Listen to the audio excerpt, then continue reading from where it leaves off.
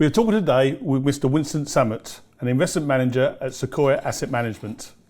Winston has over 40 years investment experience, including 20 years in the listed property industry. Winston was previously the head of listed securities with the ASX listed property fund manager Charter Hall Group, ASX code CHC. Winston, welcome back to the network. Thank you. So let's get into some questions now, Winston. Within your sector, is there a specific property exposure that stands out as an opportunity or possibly even a safe haven in the current environment? There are a number of REITs at the moment that are yielding 6% and 7%, which is quite attractive, and they're not in the traditional property sectors that are, I suppose, in areas that do have question marks over them. And by that I mean commercial office space and retail as well.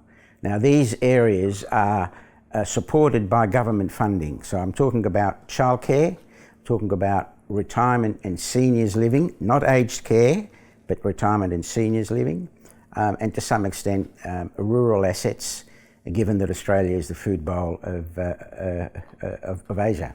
Okay, moving on, Winston. Do you see a situation at present where valuations have decoupled materially from the outlook, and how would you approach such a scenario?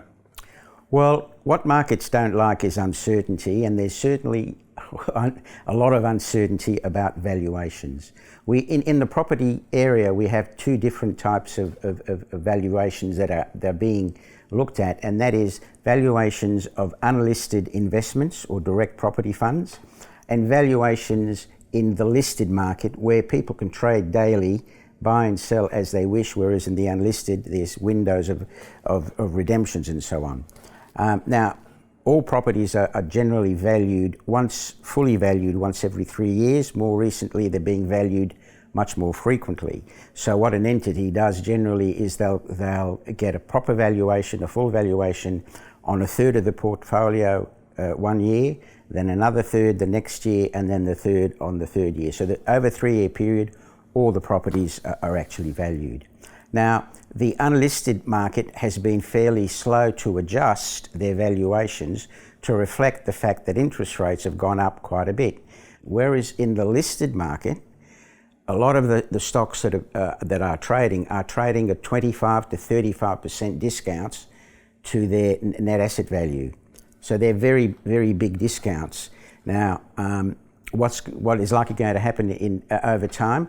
ASIC has said that they are looking at valuations in the unlisted area, so there's probably a bit of pressure for them to adjust accordingly. But they seem to be coming down via the stairs as opposed to via the lift in the listed area. So I expect more pressure on valuations, particularly if we do see some more rate rises in the next couple of months. Winston, regarding listed property exposures, are currently equity prices reflecting the changes in the property sector, and do you anticipate more downside, particularly in the office space?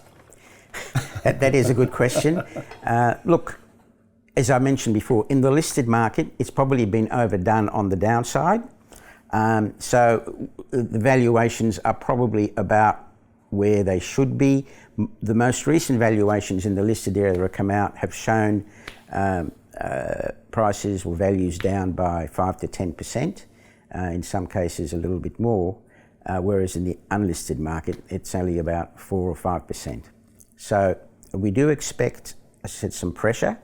And in terms of office, the issue with office is that not only is it being hit by increased costs to fund the loans, but there's this work from home situation which is reducing the number of people that actually turn up into an office, and therefore it's putting pressure on demand for office space, and pressure on the basis that for the REITs to do well, the office REITs to do well, they need to get increased revenue from increased rentals, and that's not happening.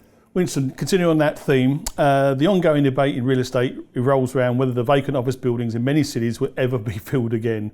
Can I get some more thoughts on this? Well, if Australia is going to follow the situation that's in the US, vacancies are very, very large over there.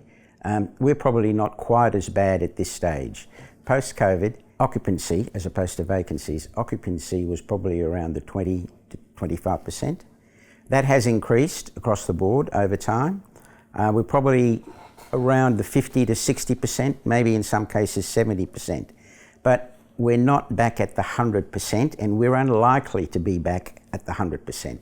People do now have a choice, even though some businesses are mandating 2 to 3 days in the office, in some cases 4.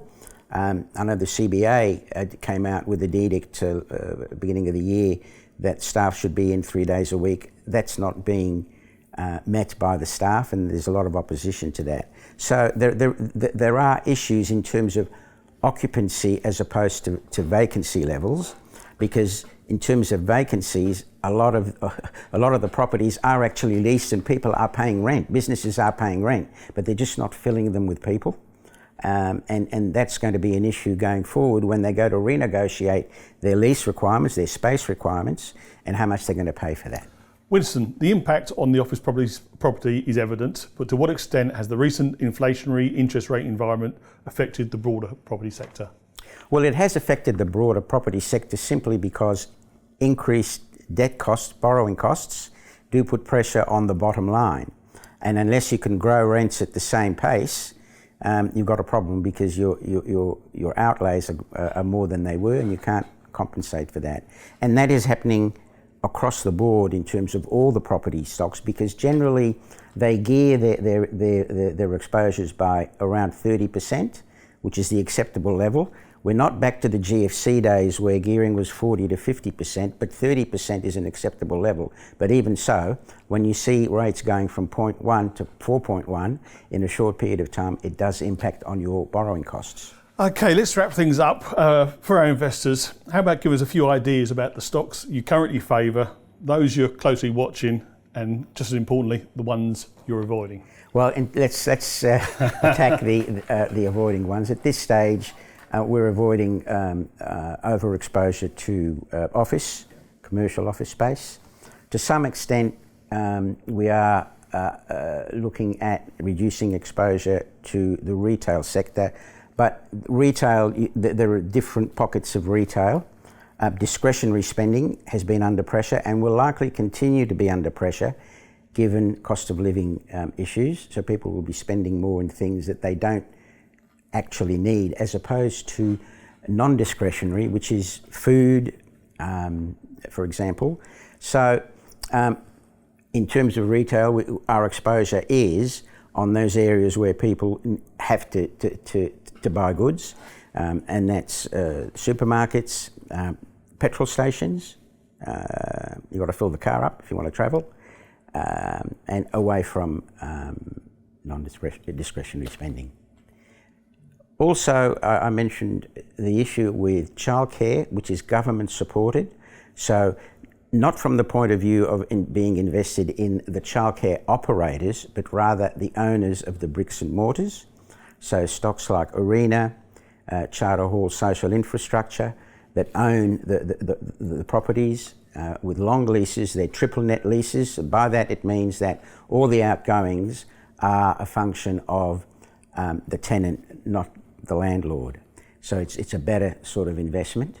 And aged or seniors living, not aged care, but seniors living and retirement living, given the growing population. And again, that's supported by the government in terms of rental assistance. So they're areas where you can see that there is demand and there is growth. If we are going to have more people go to work, the female workforce is going to be on demand, as it were, to go out and get work, and that puts pressure on them to have children looked after. Winston, Sammut, thank you very much for your time today. It's a pleasure.